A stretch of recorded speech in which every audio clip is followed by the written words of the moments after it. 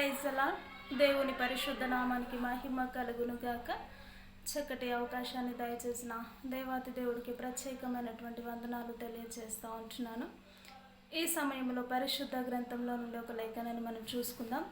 యెషయా గ్రంథము 6వ అధ్యాయము 5వ వచనాన్ని మనం గమనించినట్లయితే, అయ్యో నేను అపవిత్రమైన పెదవులు గలవాడను, అపవిత్రమైన పెదవుల జనుల మధ్యను నివసించేవాడను, నేను నశించి తిని రాజును సైన్యములకు అధిపతియగు యెహోవాను నేను కన్నులారా చూచి తిననుకుంటుని. అప్పుడు ఆ శరేపులలోనొకడు తాను బలిపీఠము మీద నుండి కారుతో తీసిన నిప్పును చేత పట్టుకుని వద్దకు ఎగిరి వచ్చి నా నోటిని తగిలించి. అయితే ఈ యొక్క వాక్యాన్ని మనము గమనించినట్లయితే, యెషయా దేవుని మందిరంలో దేవుని సన్నిధిలో ఉన్నప్పుడు మాట్లాడుతున్న మాట ఇది, పలుకుతున్న మాట ఇది. ఏమని మాట్లాడుతున్నాడు అని మనము గమనించినట్లయితే, అయ్యో నేను అపవిత్రమైనటువంటి పెదవుల గలవాడను, అపవిత్రమైనటువంటి జనుల మధ్యలో నేను నివసించుచున్నవాడను అని ఆయనే పశ్చాత్తాపడుతూ ఉన్నట్టుగా మనం చూస్తూ ఉంటాం. నిజముగా ఒక మనిషి జీవితంలో పశ్చాత్తాపం అనేది చాలా ఇంపార్టెంట్. ఆ మనిషి ఏదైతే చేస్తూ ఉంటున్నాడో అది కేవలము దేవునితో సహవాసము కలిగి ఉన్నప్పుడు దేవుడు వారికి బయలుపరిచే తన ఆత్మీయ జీవితం ఏంటో బయలుపరుస్తాడు. ముఖ్యంగా ఎదుటి వారి కొరకు దేవుడు బయలుపరచడండి. ఏంటంటే దేవుడు ఎప్పుడైతే దేవునితో సహవాసము నువ్వు కలిగి ఉంటావో, నీ లోపములను, నీ యొక్క పాపములను, నీ అపరాధములు ఏమైతే దేవుని సన్నిధిలో ఒప్పుకొని విడిచిపెడతావో, లేక దేవుని సన్నిధిలో నీ అపరాధములు, నీ దోషములన్నీ నీలోనే పెట్టుకొని ఎదుటి వారిపైన నువ్వు లేక నిందలు వేయాలని చూస్తావో, అది నిజమైనటువంటి భక్తి జీవితము కానే కాదండి. ఇక్కడ యెషయా గారిని మనం చూస్తూ ఉంటాం. అయ్యో నేను అపవిత్రమైనటువంటి పెదవులు గలవాడను అంటే తనకి తెలుసు. ఆరాధన చేస్తూ ఉంటున్నప్పుడు, దేవుని సన్నిధిలో గడుపుతూ ఉంటున్నప్పుడు నా పెదవులు ఎలాంటివి, నా హృదయం ఎలాంటి స్థితిలో ఉంటుంది, నేను దేవునితో సరైనటువంటి స్థితిలో జీవిస్తూ ఉంటున్నానా, నేను దేవుని సన్నిధిలో సరైనటువంటి భక్తిని నేను కనపరుస్తూ ఉంటున్నానని తనకు తానే యెషయా గారు దేవుని సన్నిధిలో ఒప్పుకున్నట్టుగా మనము చూస్తూ ఉంటాం. కాబట్టి ఈరోజు నిజముగా దేవుని సన్నిధిలో నివాసము చేస్తున్న నీవు కూడా నీ యొక్క లోపములను, నీ పాపములను, నీ దోషములను, నీ అపరాధములను, లేక నీ హృదయం ఏంటో నీకు తెలిసి ఉంటుందా?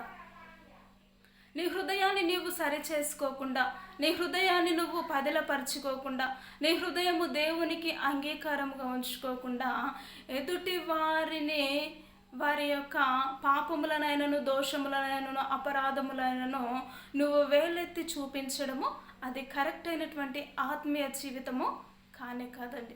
మొదటిగా నిన్ను నీవు సరి చేసుకొని దేవుని సన్నిధిలో ఏ విధముగా నివాసము చేస్తావో ఎదుటి వారికి కూడా వారికి చెప్పే విధానము, వారికి బోధించే విధానము, వారితో మాట్లాడే విధానము కూడా ఆ విధమైనటువంటి మార్గంలో నీవు కరెక్ట్ అయినటువంటి వేలో ఉంటేనే ఎదుటి వారికి చెప్పగలిగిన సామర్థ్యత, అట్టి శక్తిని, అట్టి ధైర్యమును కూడా దేవుడు నీకు అనుగ్రహిస్తాడు. నీ లోపములు నీలోనే పెట్టుకొని, నీ యొక్క పాపములు, నీ ద్వేషములు, నీ యొక్క అహంకార జీవితము అన్ని సమస్తమును నీలోనే ఇముడించుకొని ఎదుటి వారి కొరకు మాట్లాడే అర్హత కూడా నీలో ఉండదు. ఇక్కడ గొప్ప ప్రవక్త అయినటువంటి, గొప్ప సేవకుడైనటువంటి యెషయా గారే మాట్లాడుతూ ఉంటున్నాడు దేవుని సన్నిధిలో ఉంటూ. అయ్యో నేను అపవిత్రమైనటువంటి పెదవులు గలవాడనని ఒప్పుకున్నప్పుడు, విడిచిపెట్టినప్పుడు అప్పుడు దేవదూత అగ్ని చేత తన పెదవులను కాల్చినట్టుగా మనం చూస్తాం. ఎప్పుడైతే దేవుని సన్నిధిలో మన జీవితాన్ని ఒప్పుకొని విడిచిపెడతామో దేవుడు నిజంగా మన పాపములను అన్నిటిని క్షమించగలిగిన దేవుడు ప్రభువైనటువంటి యేసుక్రీస్తు వారు మాత్రమే. నిజముగా నేటి దినము వరకు ఒప్పుకోలేని జీవితము నీలో ఉన్నదేమో, ఒప్పుకున్న కూడా విడిచిపెట్టలేని యొక్క జీవితము నీలో ఉన్నదేమో. దేవుని సన్నిధిలో ఈ క్షణమందు మనము ఒప్పుకొని విడిచిపెట్టినట్లయితే ఆయన నూతన హృదయాన్ని దయచేసే దేవుడు కనుక ఈ క్షణమందు ప్రార్థన చేసుకుందాం. ప్రతి ఒక్కరు ఏకీభవించినట్లయితే సకల ఆశీర్వాదములకు కారణభూతుడా, నిజముగా ప్రభు నీ సన్నిధిలో ఒప్పుకొని విడిచిపెట్టువాడు కనికరము పొందును అని నీ వాక్యము తెలియచేస్తూ ఉంటుందయ్యా. నీ సన్నిధిలో మా హృదయం ఏంటో అయ్యా, మేము అపవిత్రమైనటువంటి పెదవులు గలవారము, అనేకమైనటువంటి అన్ని జనాంగుల మధ్యలో అపవిత్రమైనటువంటి వారి మధ్యలో జీవిస్తున్న వారము ప్రభు.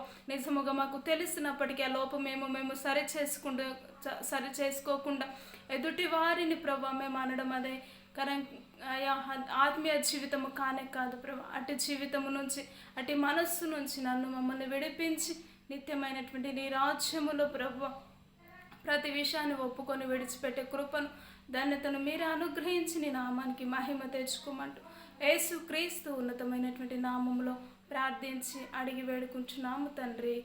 Amen, amen. Praise the lord.